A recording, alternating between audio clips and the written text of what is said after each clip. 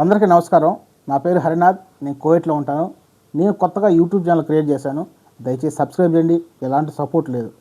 మీరైనా సపోర్ట్ చేసి నా గమ్యస్థానానికి చేరుస్తారని మనస్ఫూర్తిగా ఆశిస్తూ, అలాగే వీడియో లైక్ చేయండి, పక్క వారికి కూడా షేర్ చేయండి. ఎందుకంటే ఇలా చేశారంటే నాకు కొంచెం బూస్టప్గా ఉంటుంది. ఇప్పుడు వీడియోలోకి వెళ్తే, నేను కువైట్లో ఉన్నా కదా, నేను ఇంట్లో డ్రైవర్గా పనిచేస్తున్నా.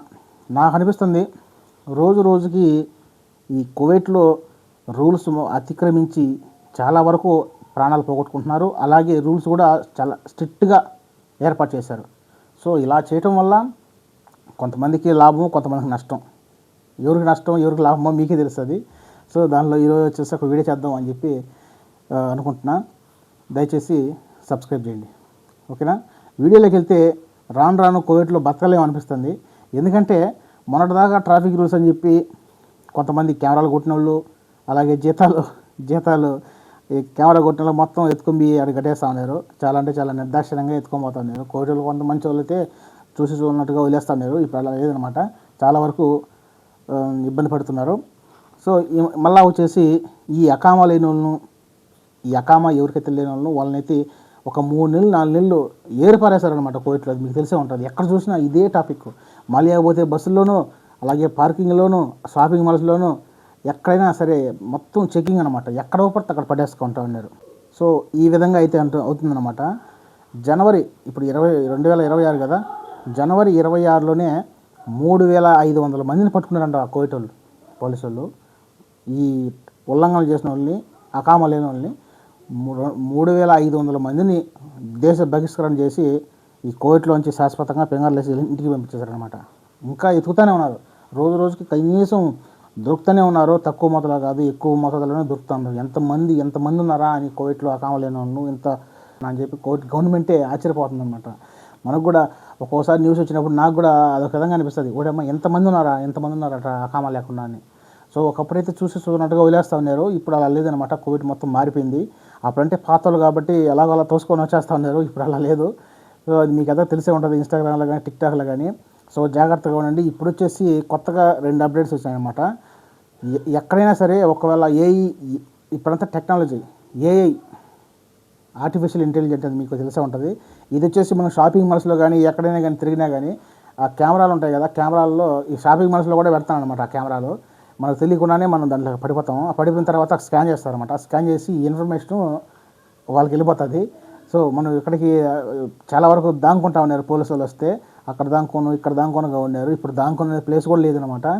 ఎప్పుడు ఎక్కువ హైవేల్లోనూ, లేకపోతే ఈదుల్లోనూ, లేకపోతే రూముల్లోనూ పట్టుకుంటా ఉన్నారు.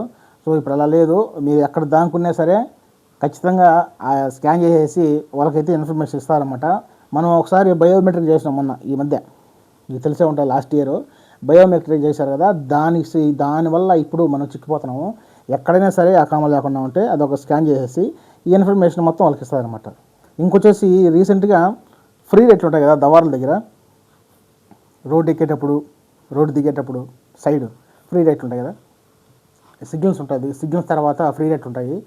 అక్కడ కూడా బిగించారు చిన్న చిన్న కెమెరాలు. అక్కడ కూడా ఈ ఫోన్ మాట్లాడటం కానీ, ఎక్కువ స్పీడ్ పోతే కానీ, పెద్ద హైవేలు అయితే పర్వాలే, ఏదో స్పీడ్ ఎక్కువ పోతున్నాడు లేకపోతే ఫోన్ మాట్లాడుతున్నాడు కెమెరా కొట్టినా పర్వాలేదు అనుకుంటాం. సైడ్ కూడా పెట్టేసినారు. ఇంకేం చేద్దాం, ఇక్కడ డ్రైవర్లు ఎలా దోలాలి బండ్లు అసలు అర్థం కాల. ఏందో ఉండగా కోవిడ్ డెవలప్ అయిపోతూ మనల్ని కిందికి దొక్కేస్తుంది అనమాట. మన శాలరీని లాక్కోవాలని చూస్తుంది.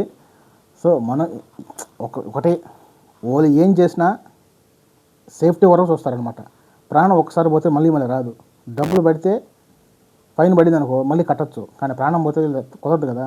అందువల్ల సేఫ్టీ ఈజ్ బెస్ట్ ప్రిఫరెన్స్ ఇస్తారనమాట. సేఫ్టీ ఫస్ట్, ఓకేనా. మనం సేఫ్టీగా ఉంటేనే, ఇలా జాగ్రత్తగా ఉంటే తప్ప మనం ఎలాంటి తొందర పనులు చేసినామంటే ఇలాంటి సందర్భాలు ఎదుర్కోవాల్సి వస్తుంది. అందుకోసమే కువైట్ గవర్నమెంట్ కూడా చాలా మంచి నిర్ణయాలు తీసుకుంటుంది. దానికి హ్యాట్స్ ఆఫ్ అనమాట. ఇలా ఉంటేనే ప్రతి ఒక్కరు క్రమశిక్షణగా భయంగా ఉంటారు. కువైట్లో చూసి మనం కూడా చాలా వరకు ఇంట్లో డ్రైవర్లు, కద్దాములు కానీ డ్రైవర్లు కానీ కొన్ని సంవత్సరాల తర్వాత పాత పడిపోతారు కదా. లాంగ్వేజ్ వస్తుంది, వాళ్ళ మనస్తత్వాలు తెలుస్తాయి. అప్పుడు చిన్న చిన్న తోకలు వస్తాయి అన్నమాట. ఎందుకంటే పాత పడిపోతాం కదా, తోకలు వస్తాయి.